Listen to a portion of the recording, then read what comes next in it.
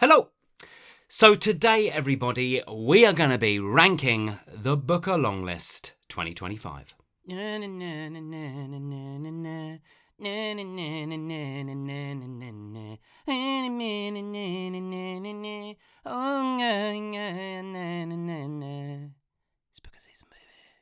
So a couple of things to cover before we get started. Number one, I'm not going to be talking about these novels that much at all. I'm not going to talk about the plot. I'm not going to talk about what they're like, who the characters are, any of that stuff. I have put in a lot of time doing a lot of individual reviews for every single one of the books on the Booker Longlist that have been released, have been published. So that's where you're going to have to go. If you want any of that information, any of that stuff, then you're going to have to go there, go watch these videos. I'm going to link all of them. Absolutely every single one is going to be linked in the description box of this video. The next thing to cover is I do reserve the right, and I'm probably going to say this again, I do reserve the right to change my mind because I'm a human being.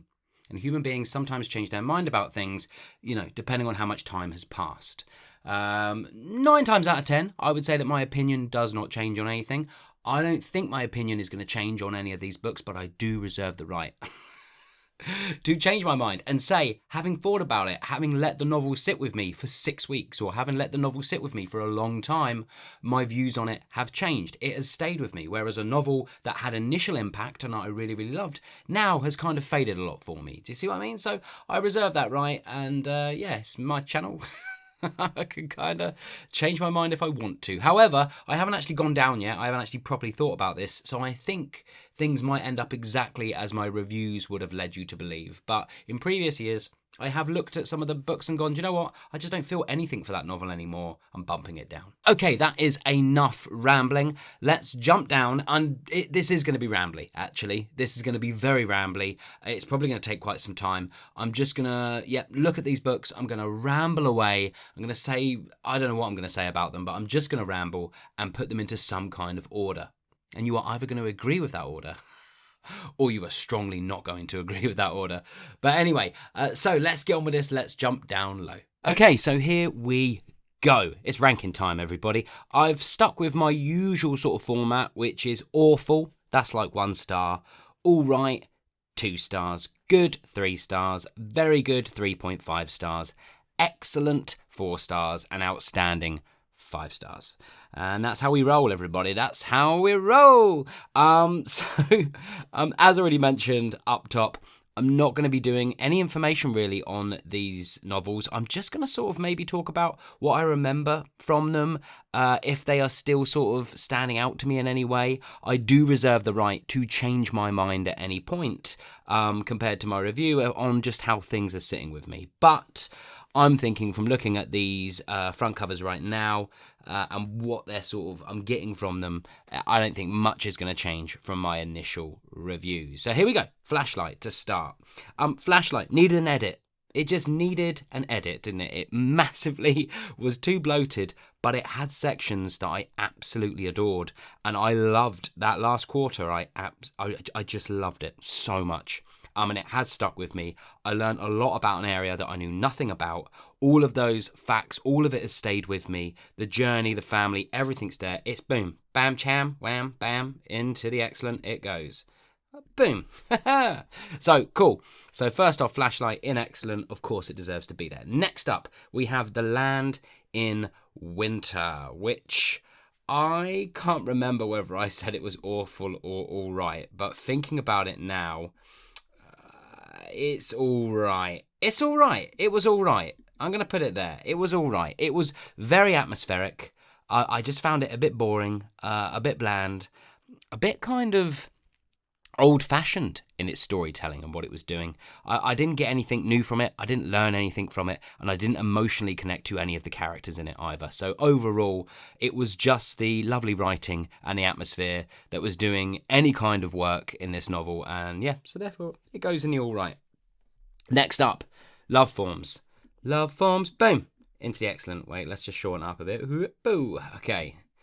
Did I love? Yes, I did. So we're moving this.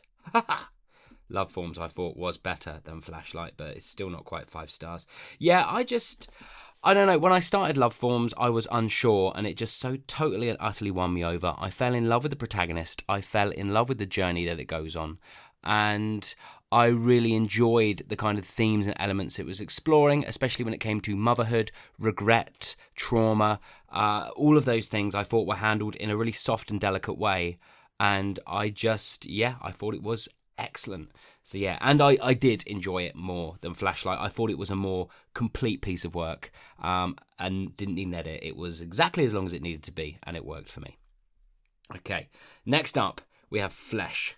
Oh, Flesh. Okay, well, if we're looking at the the comments section of my review, this seems to be a very Marmite-y one. Like quite a lot. Like a lot of people either really enjoyed it or proper hated it. I don't know why I'm explaining the definition of Marmite to you, but just in case you're in the States and you have no idea what Marmite is, in the UK, yeah, it's the kind of thing that you either love or you hate. There are no in-betweens. But I still... Flesh won me over as well. Just like Love Forms, I started Flesh. I was a bit unsure to start. I didn't think the simplistic writing style was going to win me over. I didn't think how distanced I was from the protagonist and the journey we're going on was going to win me over. But yet, the way it was written so beautifully tied in to what it was trying to do thematically and what it was trying to say. And I think it was a really smart choice by the end. And I actually, I whizzed through it. I thought it was, again, repeating myself a lot, but I thought it was excellent. But bam, so I'm going to put it above. Why is Flashlight? Come on, get yourself a little bit bigger. There we go. I still enjoyed Flesh more than Flashlight. However, if Flashlight was edited down slightly, a bit more streamlined, then I think it would be above both of these, because there's just stuff in it that I really loved. Okay, now on to the South. I thought it was awful. There's a lot of people who are like, it's got some redeeming features. It's got nothing redeeming about it. It was utter snooze fest. I was totally bored. I didn't give two shits about any of the characters. Everything it was trying to do, story-wise, narrative-wise, within the romantic relationship, was cliche and been done 1,000 times before. The whole family, inheritance, farm, trauma, there was so much promise in this novel, and it didn't deliver in any way whatsoever.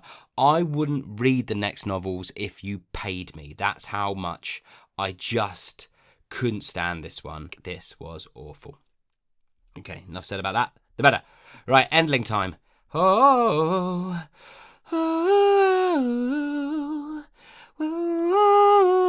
Right, so Endling. This is my one. Every year there's one. Everyone's is different. But for me, it's Endling. I didn't give this 5 stars. This wasn't a 5-star novel for me at the time of reading it. But the more I want to, though, I want to desperately separate it from the rest of the pack, because it's such a me novel. The humour in it, which hasn't worked for some people, but beautifully worked for me.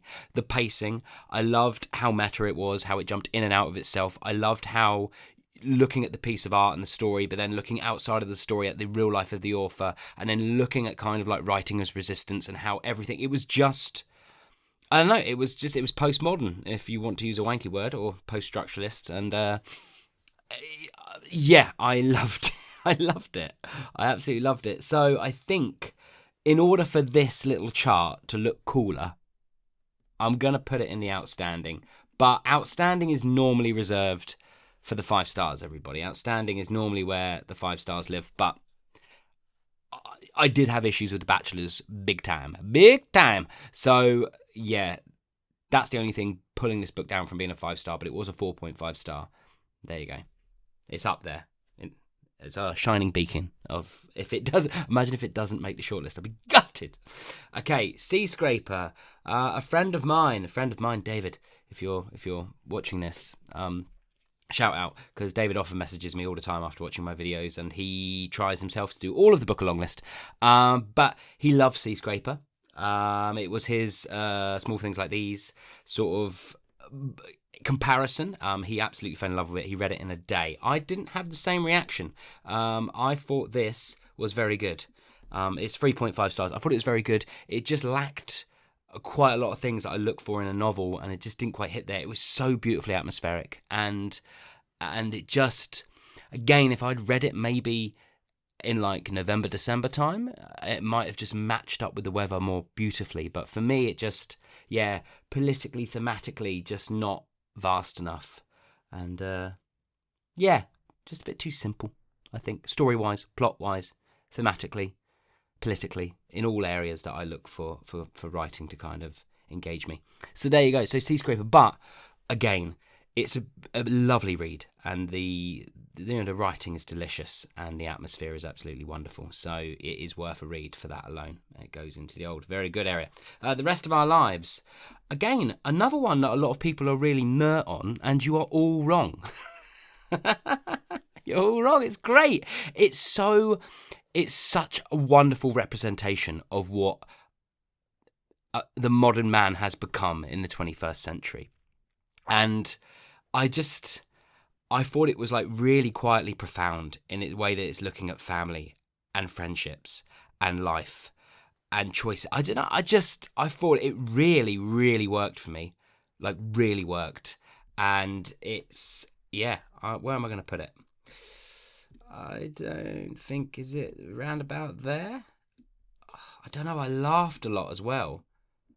No, that's about right. What Love Forms was much stronger for me. But yeah, The Rest of Our Lives. I really, really enjoyed it. I thought it was excellent. I don't understand when people have been a bit off on it, and it just doesn't make sense to me. I'm like, it's really accessible. It's, again, so much going on. It's so layered, and it makes you think so much. And when people are a bit like they didn't get that fit, I was like, what? I'm like, what are you talking about? But, that's just me getting angry. Universality. I think in my review, I said that I really, really enjoyed this. I thought the satire was great. I enjoyed the pacing. I liked the kind of like the exploration and what it was looking at, especially with like kind of class. But it just isn't long enough. It's just not big enough in scope. It's just not. It feels like a half-baked idea that's not fully realised. Everything about it feels like it shouldn't be on this list, really. The only reason it feels like it is on this list is because this author wrote another book that everyone says is absolute 5-star smash hit, and that didn't make the list. And this is sort of like making up for that, maybe. I don't know. Natasha Brown, I will read everything now. I am going to go read that other book. Was it Assembly? I'm going to go read that without a doubt because I think her writing's great. But this just wasn't complete enough for me. However, on the strengths of everything else I loved in it, it does go into the good column because I thought it was good. Do I need to sort that out? Okay. Right. Misinterpretation. Awful. No, was it awful? I genuinely cannot remember what I gave this novel in my review, but I think I gave it 2 stars. It might have been 1. Looking back on it now, it just did so little for me with such promise that I'm going to keep it in the awful category. Yeah, I should have gone back and looked at my thoughts, but nothing's resonating. I just can't. I didn't even do this one that long ago, but I just can't remember what my pros and my cons were. It's just completely gone out of my brain. And I mean, I think that's quite telling. So I'm going to keep it in the old awful, but I might have said it was all right. But just narratively all over the shop. It's like, from my memory now, everything but the kitchen sink was thrown at it, but nothing was really well thought through. Nothing was like kind of layered in a way that sort of balanced with what it was trying to say alongside the story building. I'm going to keep it an awful. And talking of awful... Oh, we have One Boat. Now, you will be surprised to hear me say that I thought The South was worse than One Boat. And I know, some might say that's absolutely crazy. You may unsubscribe because you're so pissed off that I've put One Boat above The South. But, I don't know, One Boat still had these moments of kind of like capturing sort of like... I just liked that idea of, if it had only been executed better, of sort of revisiting a place, the nostalgia for that place, and the sort of the here and the now, and the idea of loss and 2 separate losses across different times. This is everything. It was trying to do something that I thought could have been really special. It just turns out, and I agree, I didn't say this in my review, but I'm going to piggyback off at the back of everyone. It's a female protagonist written by a man, and at times in the writing, you really can feel that. You really can tell that. Which I didn't mention in my review. So, yeah, that is just thanks to other reviewers who have brought that out. But once I really thought about it, yeah. Okay, I think that's about right. Here we go. Here we go. Audition.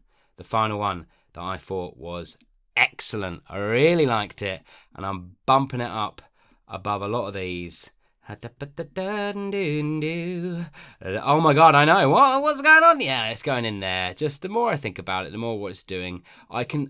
Thing is with Audition, so whereas some people have an opinion on something and you just are a bit like, what? I can't understand that whatsoever. I can't understand where you're coming from. Whereas with Audition, if someone was to be like, it's a bit too experimental, it's a thought exercise as opposed to being like a kind of a complete piece of fiction, you're not wrong. You're not wrong. And if you don't like that, then this novel is not going to work for you. But I love that stuff. And combined with some absolutely outstanding writing, I found this puzzle box of a novel just such a refreshing thing to engage with, especially when I first read it. I think I read it the week it came out, and compared to what I'd also been reading at that time, it was just what my brain needed, and it stayed with me. So, yeah, there you go. That's my list, everybody. I mean, if you've been following along, that would have been pretty easy to figure out from my reviews so far. But yeah, Endling at the top of the pack. Then Audition, then Love Forms, then The Rest of Our Lives, then Flesh, and then Flashlight. That is my shortlist. That is my shortlist.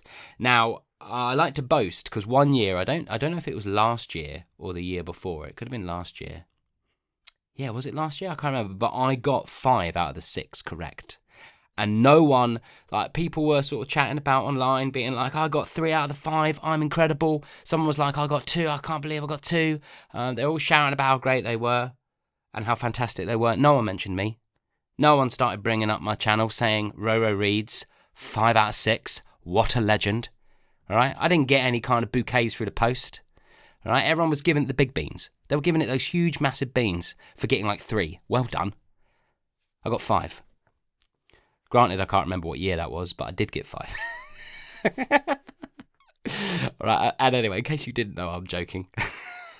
But yeah, so this is it. I'll see how well I do. If, you know, I thought it was a strong year. I thought it was a very strong year. Anyway, hold up. I'm going to talk about that when I pop out of this because we've been in this mode for far too long. So drink that in. Let me know if you have read. I'm probably going to repeat this in a little second, but if you have read the entirety of the long list. Of course, I've missed off the novel that hasn't been released, but, you know, boo to people who decide to include novels that haven't even been released on the long list. It just does my nutting. So yeah, there you go. Anyway, I'm jumping back up top.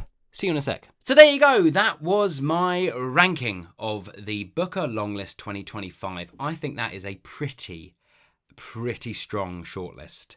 It's the obvious shortlist. I think it is the obvious shortlist out of all of the books on the long list. I think that would probably, or at least 4 of those would make most people's shortlists. But yeah, it's a pretty strong long list. I've had a really good time with the Booker Prize this year. Some years you get like 1 or 2 that are like 5-star, but everything else is just absolute dross. But this year, quite a lot firmly in that excellent area. So yeah, had a lovely time. I think a really good standard across the board. And also, if you were listening carefully, my big mistake was putting Flesh and Flashlight next to each other. Or even just talking about them at the same time. Because if you have a keen ear, you probably heard me say Fleshlight quite a few times. And if you don't know what one of those is, I don't know, Google it maybe. I don't know, Google it. It depends if you want that on your search history. But anyway, so yeah, if you were listening carefully, you probably saw me do that. I'm not going to go back and change anything. That's not the way I roll.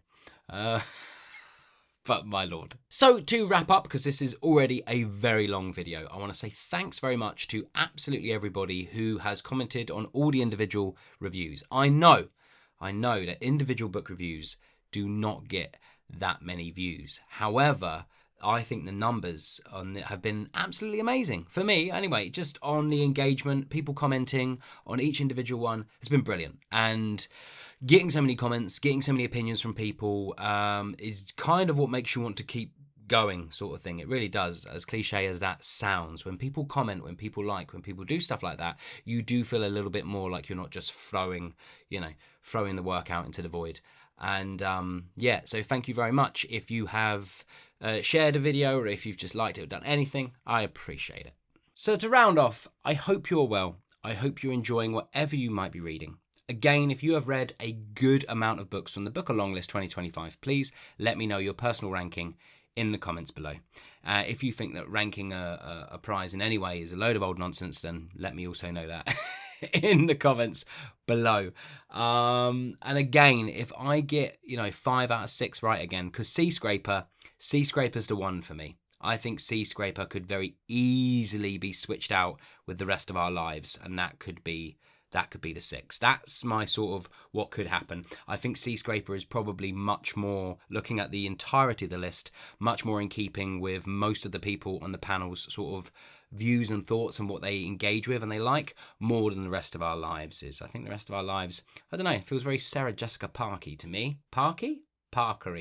Sarah Jessica Parker? I don't know. I've even watched the programme. Anyway, just rambling all over the shop. Thanks so much, and I'll see you all on the next one.